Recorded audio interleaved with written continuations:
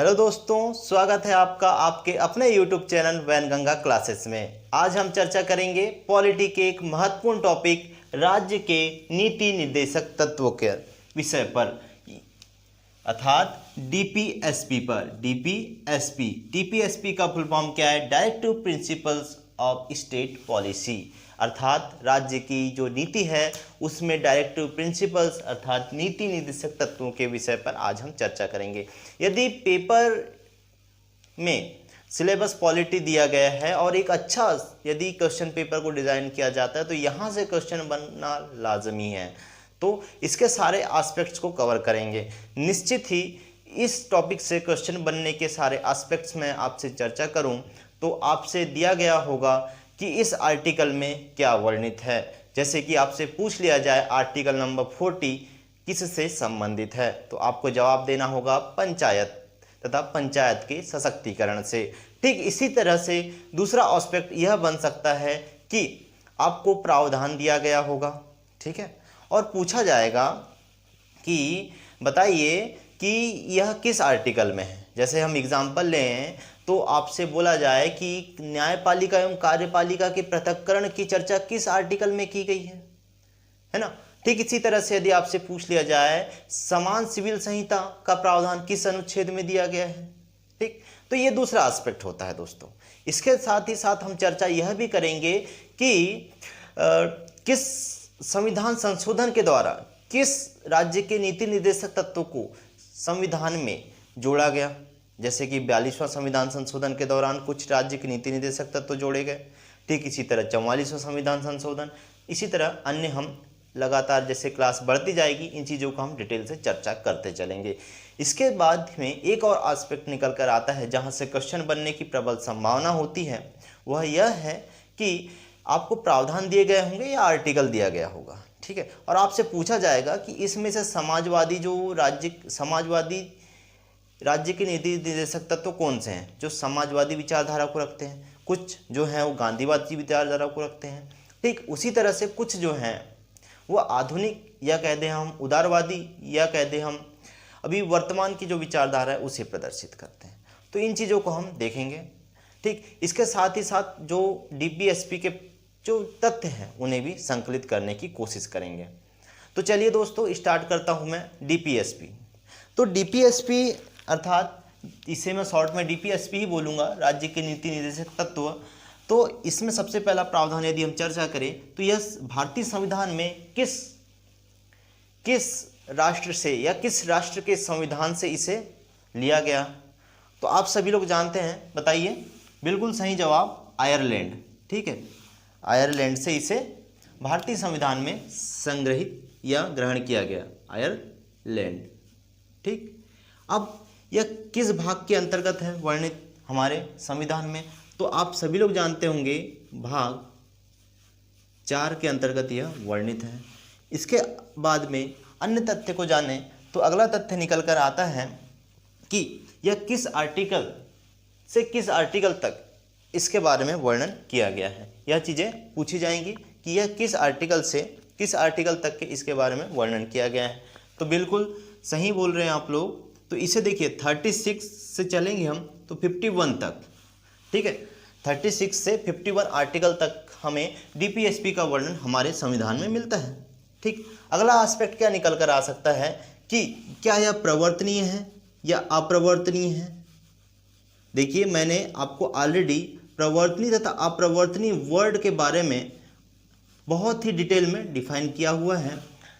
वह वीडियो था हमारा मौलिक अधिकार से संबंधित। यदि आप यही वीडियो पहली बार देख रहे हैं तो मैं आपको जानकारी दे दूं कि हमारे इस वैनगंगा क्लासेस चैनल पर पॉलिटी की सारे जो टॉपिक्स हैं उन पर इसी तरह के वीडियो बने हुए हैं जो कि आपके एग्जाम्स पॉइंट ऑफ व्यू से बिल्कुल ही कारगर एवं एक बेहतर प्रयास के रूप में आपका मददगार सिद्ध होंगे।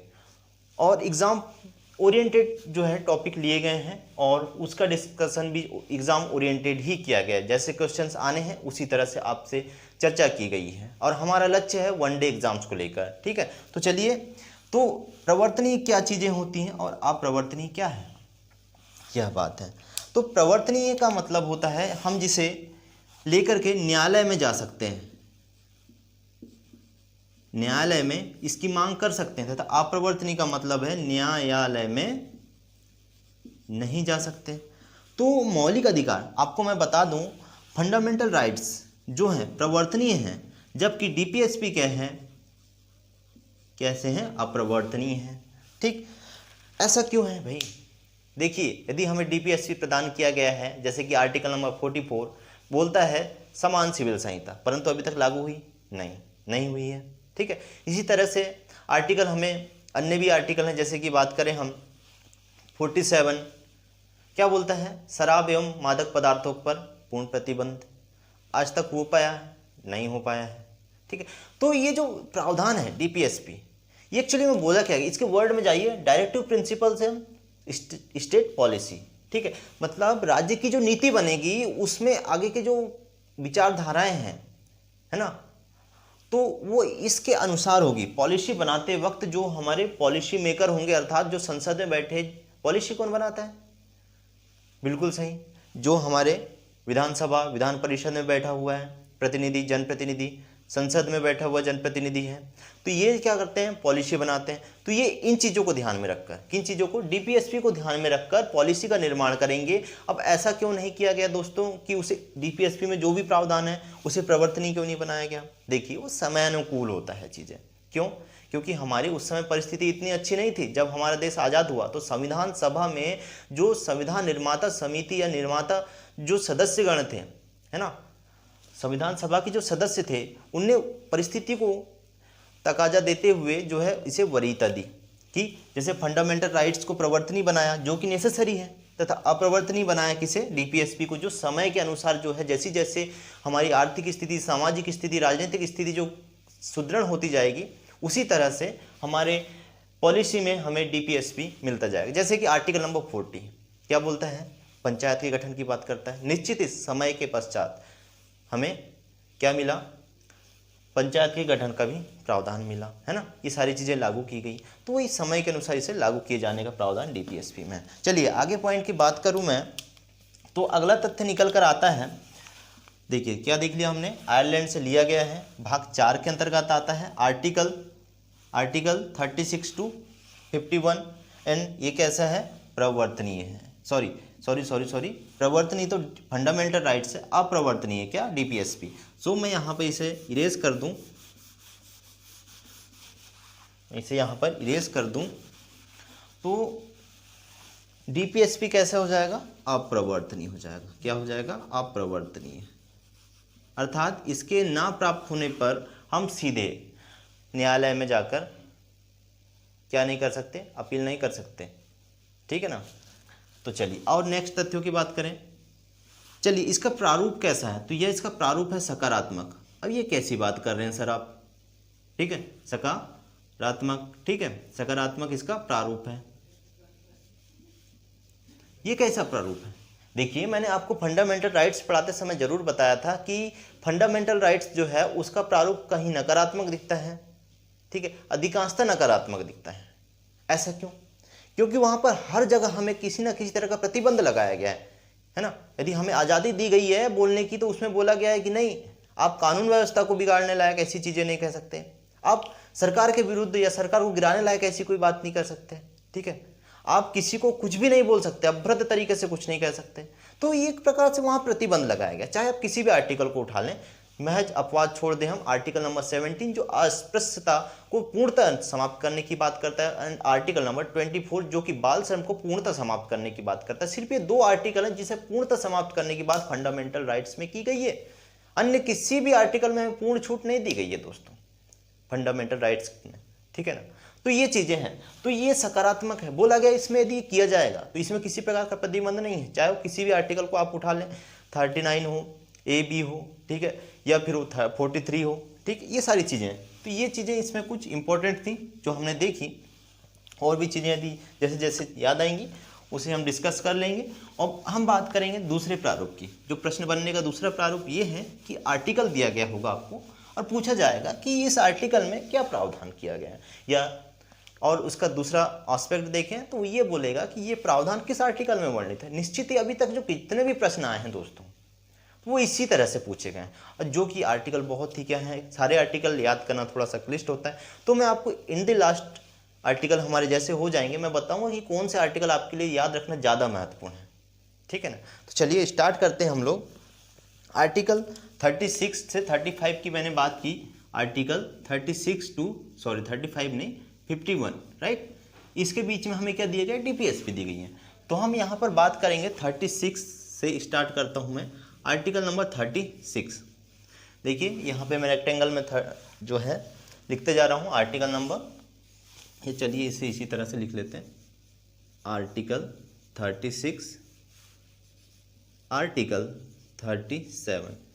आशा करता हूँ ये दिख रहा होगा, I think article 36 and article 37, ठीक है। हाँ, तो इसमें क्या वर्णन किया गया है, 36 किसकी बात करता है। देखिए यहाँ पर राज्य की परिभाषा दी गई है, राज्य की परिभाषा।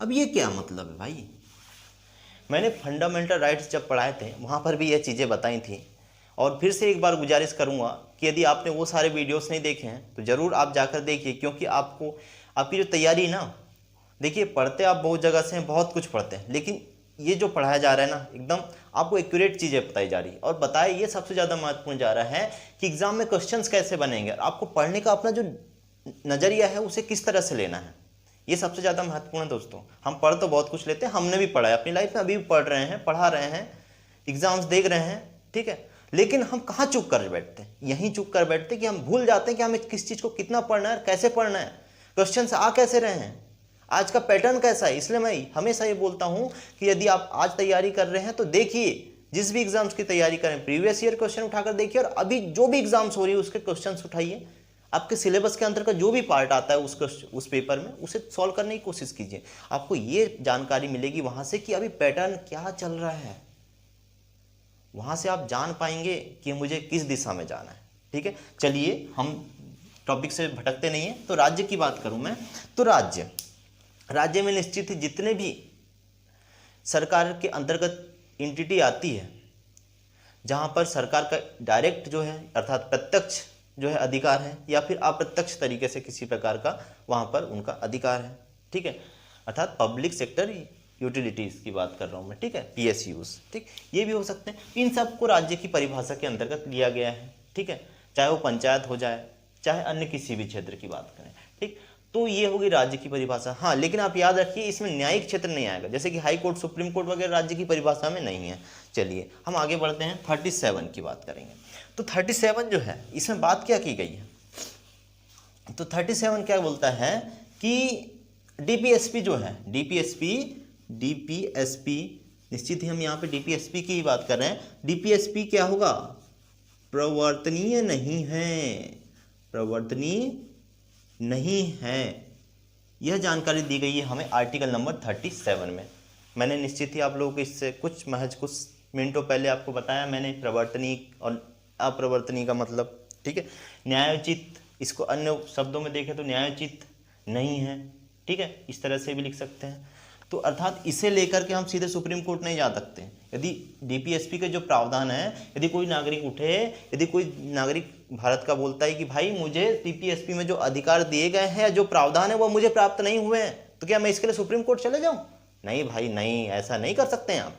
हाँ, यदि आपका फंडामेंटल राइट्स का कोई उल्लंघन होता है तो आप निश्चित ही जाइए, सुप्रीम कोर्ट जाइए, हाई कोर्ट जाइए, उन्हें अधिकार प्राप्त है। आर्टिकल नंबर 32 के अंतर्गत जो है सुप्रीम कोर्ट को अधिकार प्राप्त है कि वो रिट जारी कर सकती है, 5 प्रकार की रिट जारी कर सकती है। ये सारी चीज़ें मैंने फंडामेंटल राइट्स के वीडियो में पढ़ाई हुई है, ठीक। इसी तरह से हाई कोर्ट को अधिकार है कि वो 226 जो आर्टिकल है उसके थ्रू रिट जारी कर सकती है। और ये भी बताया हुआ है मैंने कि फंडामेंटल राइट्स जो है उसमें जो रिट जारी करने का अधिकार है हाई कोर्ट एवं सुप्रीम कोर्ट का, इन दोनों में किस तरह का अंतर है, ठीक है। तो ये चीज़ें जो हैं प्रवर्तनी से संबंधित हो गई। अब बात करें हम आर्टिकल, जो मेन आर्टिकल DPSP के जो स्टार्ट हो रहे हैं, समझिए कि वो यहाँ से ही स्टार्ट होते हैं, आर्टिकल नंबर 38, ठीक। आर्टिकल नंबर 38 में 2 आर्टिकल आते हैं, एक प्रकार से हम इसे चलिए फिर से लिख लेता हूँ, 38(1), 38(2), ठीक।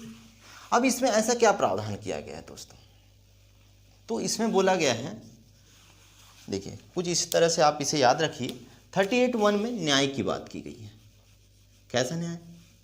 राजनीतिक, आर्थिक व सामाजिक न्याय, राजनीतिक, आर्थिक एवं सामाजिक न्याय प्रदान करने का जो प्रावधान है article number 38 sub clause A के अंतर्गत कहा गया है। अब ये क्या बोलता है article number 38 sub clause, sorry sub clause नहीं, मैंने आपको रीड करने का तरीका ही बताया हुआ था, मैं ही गलत हुए जा रहा हूँ यहाँ। देखिए यदि 38(1) बी लिखा हुआ है सपोज, तो हम इसे कैसे रीड करेंगे? Article 38 clause 1 sub clause B.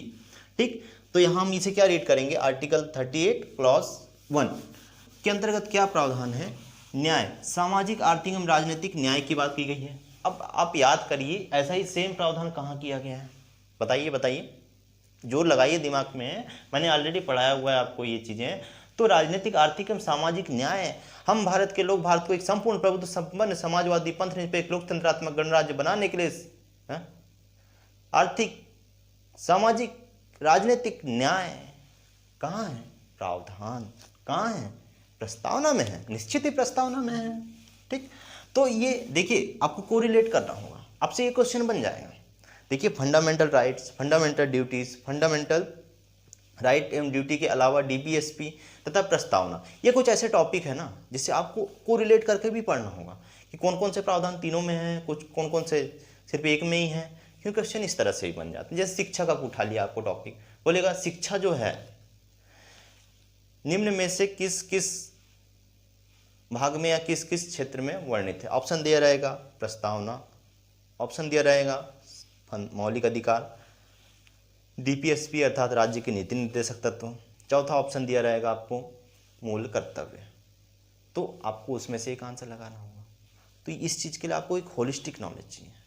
तो ठीक है ना, तो चलिए 38 बी आर्टिकल 38 क्लॉज 2 की बात करें, इसमें असमानता की बात की गई है। कैसी असमानता? तो इसमें दो वर्ड हैं, आय एंड जीवन स्तर। आय एवं जीवन स्तर जो है उसकी जो असमानता है इसे समाप्त या कम करने की बात की गई है, को कम करने की बात की गई है। तो देखिए 38 को दो तरीके से याद रख सकते हैं। 38 में दो हैं, देखिए वो कौन कौन से हैं? 38(1), 38(2).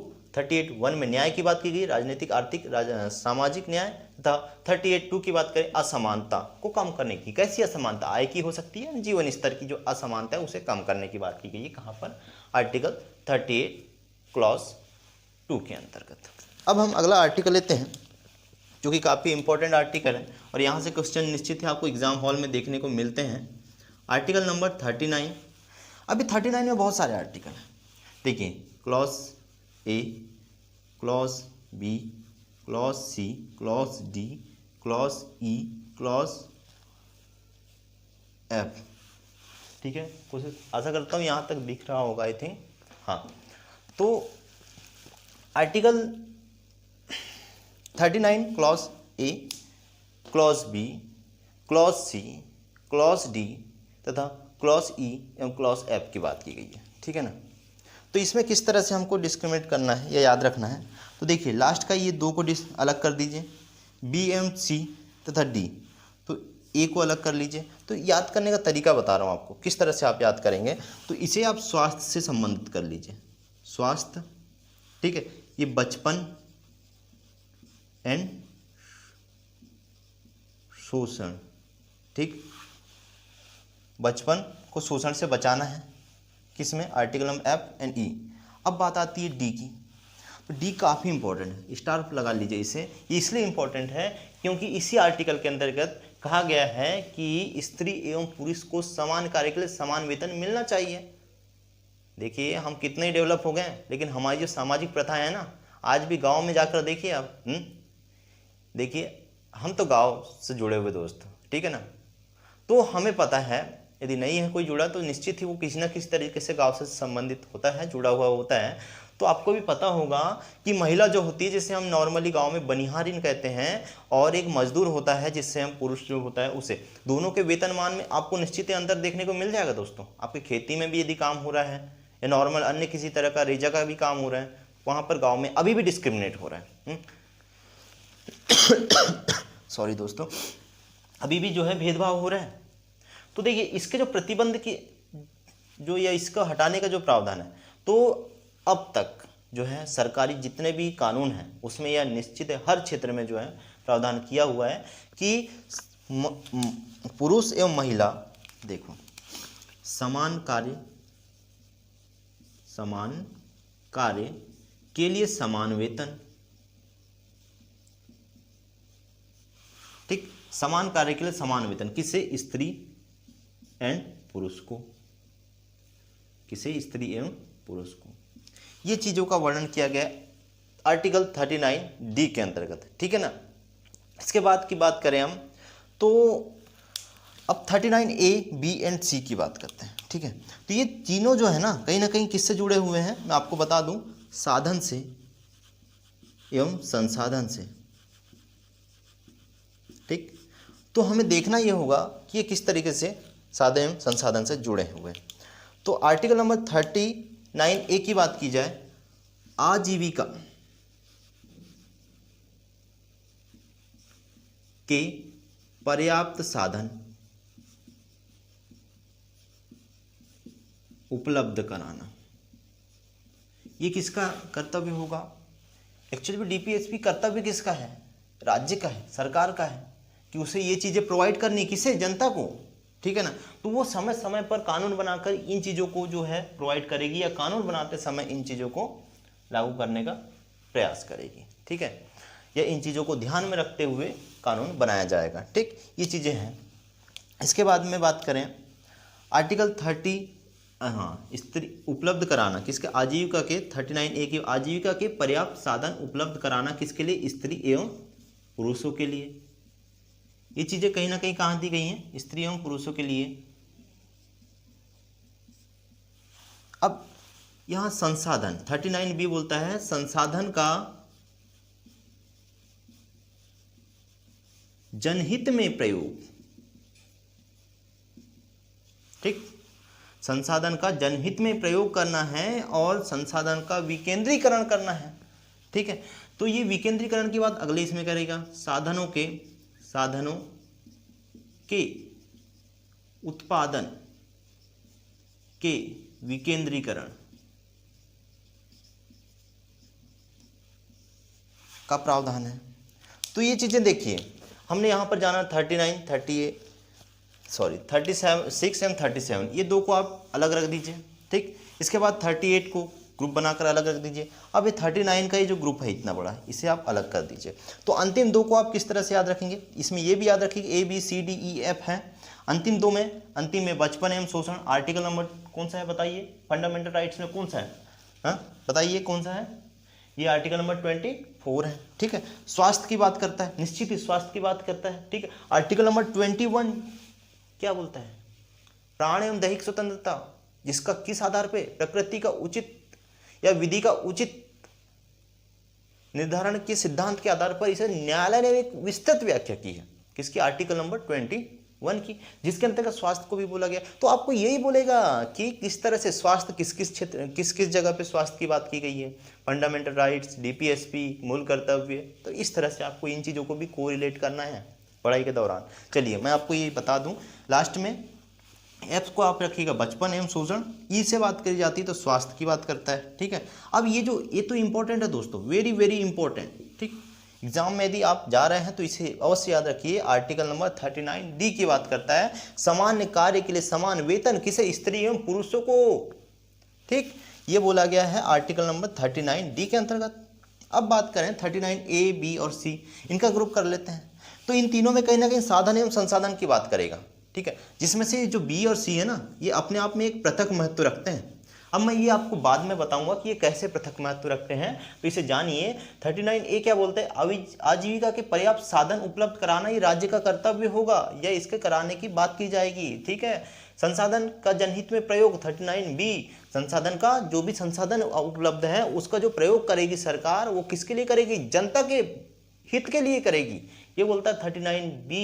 और 39C क्या बोलता है, संसाधनों के उत्पादनों का विकेंद्रीकरण करेगी, अर्थात कहने का मतलब ये है संसाधन के जो उत्पादन है उनका विकेंद्रीकरण करना, अर्थात कोई ऐसा एक क्षेत्र ना बना दे, कोई ऐसा सेक्टर ना बना दे, ऐसा कोई एक व्यक्ति ना बना दे जो सिर्फ एक अकेला ही उत्पादन करता बैठे, नहीं बाबा ना, ये हर किसी को अधिकार होगा। कहीं ना कहीं यदि कहीं पर कम उत्पादन हो रहा है तो दूसरी जगह जहां कम उत्पादन हो रहा है वहां पे बढ़ावा दिया जाए, किसके द्वारा, गवर्नमेंट के द्वारा। अनिश्चित गवर्नमेंट इन चीज़ों को करती है। देखिए पहाड़ी क्षेत्रों में इन्वेस्टमेंट जो है बहुत कम होती है, ठीक है, तो उस क्षेत्र में इन्वेस्टमेंट करने में जो है सरकार का अधिक जोर दिया जाता है, सरकार के शेयर अपनी तरफ से ज़्यादा लगाए जाते हैं, पैसे ज़्यादा लगाए जाते हैं, अनुदान ज़्यादा दिया जाता है, ठीक है ना, ये चीज़ें हैं दोस्तों। तो ये आपको समझ में आ रहा होगा, मैं समझता हूँ।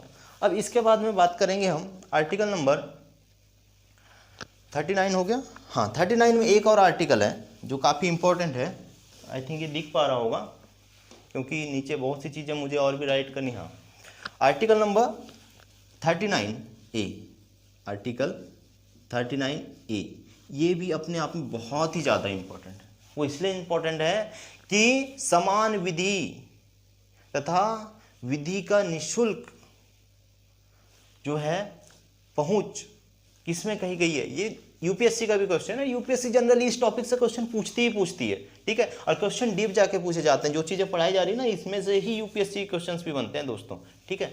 तो देखिए अब वनडे एग्जाम्स नहीं रही, लेवल बढ़ चुका है, आपको एडवांस होना पड़ेगा। जो अन्य लोग पढ़ रहे हैं उससे थोड़ा एक कदम आगे पढ़ना पड़ेगा, एक कदम आगे सोचना पड़ेगा, तभी आप अपनी सिलेक्शन की जो रेट है वो 99 to 100% कर सकते हैं। अदरवाइज कहीं ना कहीं आप संकोच में रह जाएंगे, ठीक है ना। और अवसर बार बार नहीं मिलते हैं, इसलिए मेहनत कीजिए, एक बार कीजिए, ताबड़तोड़ कीजिए, ठीक है, मज़ेदार तरीके से एकदम, कि एक बार में ही पहाड़ तोड़कर मांझी बन जाया जाए, ठीक। तो वह जोश होना चाहिए। तो 39 आर्टिकल 39A क्या बोलता है, देखिए यहाँ पे 39A क्या है, क्लॉज ए है तथा ये 39A है, ठीक। तो इसमें क्या बोला जाता है, समान विधि और दूसरी बात क्या बोलते हैं कि विधि का निःशुल्क संरक्षण अब्लिक पहुंच, अर्थात एक सामान्य व्यक्ति क्या उसे न्याय मिल पाता है। अरे ये न्याय लेना भी चाहे तो क्या न्याय इतना महंगा है ना दोस्तों कि वह न्याय ले ही नहीं पाता। इसी चीज को संरक्षित करने के लिए, ताकि गरीब से गरीब व्यक्ति भी क्या कर सके, न्याय के लिए न्यायालय का दरवाजा खटखटा सके, इसलिए आर्टिकल नंबर 39A आया गया। उसमें यह प्रावधान किया गया कि विधि का निःशुल्क उसे क्या दिया जाएगा, पहुंच प्रदान की जाएगी। लोक अदालत, मोबाइल कार में अदालत, ये सारी ई अदालत, ये सब क्यों सुनते हैं हम लोग, कहीं ना कहीं इसी दिशा में जो है प्रयास किए जा रहे हैं, ठीक है ना, सरकार के द्वारा। तो चलिए ये हमने देखा आर्टिकल नंबर 39A। इसके बाद हम बात करते हैं आर्टिकल 40। देखिए मैं ऐसा इसलिए कर रहा हूँ क्योंकि मुझे स्पेस की रिक्वायरमेंट होगी और मैं एक बार समअप करना चाहूँगा सारे आर्टिकल को। चलो कोशिश करेंगे। आर्टिकल नंबर 40, आर्टिकल 40 क्या बोलता है, मैंने निश्चित ही इससे पहले भी 2-3 बार मैंने इस चीज़ को डिस्क्राइब कर चुका है। आर्टिकल नंबर 40 किससे संबंधित है, पंचायत के गठन से संबंधित है। किससे संबंधित है ये, पंचायत के गठन एवं पंचायत के सशक्तिकरण से संबंधित है। किससे, पंचायत, ये क्वेश्चन तो कितनी ही बार नहीं पूछा गया है, पंचायत के गठन एवं सशक्तिकरण, ठीक, आप अंडरस्टूड करिएगा। अब इसके बाद में article 41, 42, 43, 43A, 43B and article 44, यहाँ तक देख लेते हैं पहले, ठीक है। सो आर्टिकल 41 में क्या बोला गया, बेरोजगारी, सॉरी चलिए मैं इसे इस तरह से लिखता हूँ तो अपनी जो टर्मिनोलॉजी अच्छी जाएगी। रोजगार का अधिकार, रोजगार का अधिकार, बेरोजगारी, दिव्यांगजन, गरीब तथा दुर्बल व्यक्ति जो भी है, इस तरह से इन्हें क्या किया जाएगा, संरक्षण दिया जाएगा। इनकी क्या बात करता है, संरक्षण की बात करता है कौन, आर्टिकल नंबर 41। ठीक, इसके बाद बात करें आर्टिकल नंबर 42 की, तो 42 क्या बोलता है, काफी इंपॉर्टेंट आर्टिकल है। सबसे पहली बात तो ये क्यों इंपॉर्टेंट है, देखिए आर्टिकल 40, 44 हर कोई याद रखता है, ठीक है, लेकिन जैसे कि आर्टिकल नंबर 39 क्लॉज डी तथा 39A, कुछ इस तरह के आर्टिकल को याद नहीं रखते हैं लोग जनरली। तो 42 क्यों इंपॉर्टेंट है, तो इसमें क्या बोला गया, इसमें बोला गया कार्य की मानवोचित दशा, कार्य की मानवोचित दशा एवं प्रसूति संरक्षण, ये क्या चीज है भाई।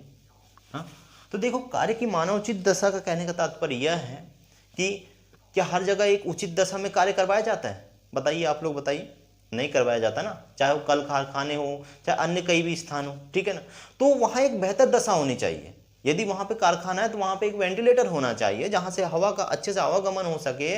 आपको सेफ्टी के लिए कुछ हेलमेट्स वगैरह देने चाहिए, यदि नॉइस पॉल्यूशन है तो आपको बर्ड्स देने चाहिए, यदि एयर पॉल्यूशन है तो आपको मास्क मिलना चाहिए जो एयर को प्यूरिफायर करके तुमको हेल्प कर सके। तो इन सारी चीज़ों के अर्थात तुम्हें कार्य करने के लिए एक बेहतर दशा प्रदान करने का जो प्रावधान है आर्टिकल 42 में कहा गया है। और तथा प्रसूति संरक्षण, देखिए ये सारी चीज़ें नहीं थी, इसलिए ये चीज़ें बोली गई कि चीज़ें ये समय के अनुसार दी जाएंगी, और निश्चित ही सरकार ने इस क्षेत्र में बहुत ही बेहतर प्रयास भी किए हैं। ठीक, तो प्रसूति संरक्षण के लिए बात की गई।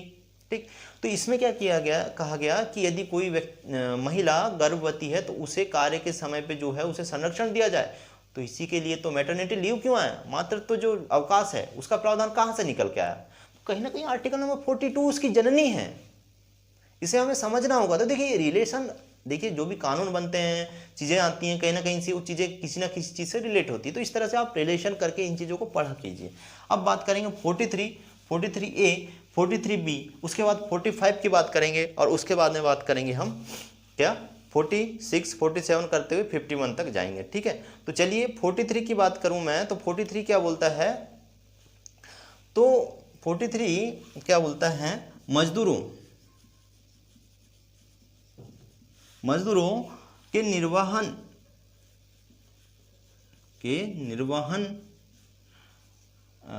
मजदूरों को निर्वहन के लिए बेहतर दशा की बात करता है। ठीक है, इसके साथ साथ 43A की बात करें, अब 43B की बात करता हूँ मैं। तो ये इसकी टर्मिनोलॉजी थोड़ी सी डिफरेंट भाग रही है मेरी शायद, लेकिन ये संबंध मजदूरों से ही है इसका भी। ठीक, अब ये जो है कारखानों में 43A की बात कर रहा हूँ, आर्टिकल नंबर 43A, कारखानों में मजदूरों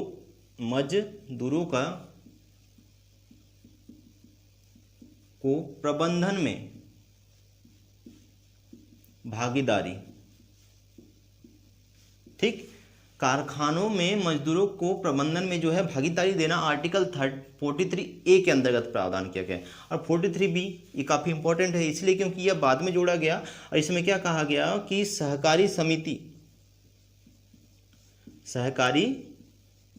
समिति के सुदृढ़ीकरण या संरक्षण की बात की गई।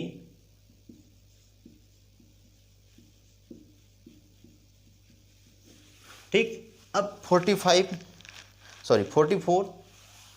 45, 46, 47, 48, 49, 48A भी आता है यहाँ पर, 49, 50 एंड 51, ये आर्टिकल्स हैं जो कि इजी हैं, वन लाइनर है, देख लीजिए आप इन्हें भी। 44 क्या बोलता है, समान नागरिक संहिता, अर्थात यूनिफॉर्म सिविल कोड, इसका इंग्लिश जो काफ़ी चर्चा का विषय है और निश्चित हॉट टॉपिक है, और आगामी कुछ समय में ये चीज़ें जरूर उभर कर आएंगी, इस पर समय समय पर जो है उठते रहते हैं मुद्दे। ठीक है, तो समान नागरिक संहिता अर्थात यूनिफॉर्म सिविल कोड, ठीक है, यूनिफॉर्म सिविल कोड। 45 क्या बोलता है, 46, 47, 48, 49, 50, 59, ठीक, सॉरी 59, 49, 50, ठीक है। तो आर्टिकल नंबर 45 की बात करें तो 45 का संबंध है किससे है, ये इसका संबंध शिक्षा से है। सबसे पहली चीज़ तो शिक्षा से संबंधित है, ठीक। शिक्षा में किस चीज़ से संबंधित है, 6 वर्ष, शायद दिख नहीं रही होंगी आपको ठीक से, 6 वर्ष से कम आयु के, सबसे पहला पॉइंट तो ये है कि देखिए कोई भी यदि शिशु है जो 6 वर्ष से कम आयु का है, 6 वर्ष से कम आयु का है, उसे शिक्षा प्रदान करना है तथा उसका रख रखाव करना। ये चीज़ कहाँ की गई है बताइए, ये चीज़ प्रावधान किया गया है कहाँ पे, आर्टिकल नंबर 45 में। कहाँ किया गया, आर्टिकल नंबर 45 के अंतर्गत इस चीज़ का क्या किया गया है, प्रावधान किया गया है, ठीक है, 45 के अंतर्गत। उसके बाद में बात करें 46 की तो SC, 46 क्या बोलता है, SC, ST तथा दुर्बल वर्ग जो है के संरक्षण एवं इनकी सहायता की बात करता है, ठीक है। 47 की बात करें, 48 गाय एवं दुधारू जो जानवर है के वध के निषेध से संबंधित है। 48A जो बाद में जोड़ा गया पर्यावरण संरक्षण से संबंधित है। 49, 50, 51 क्या है, अंतर्राष्ट्रीय शांति की बात करता है, ठीक। 50 की बात करें तो 50 क्या बोलता है, न्यायपालिका का व कार्यपालिका का पृथक्करण,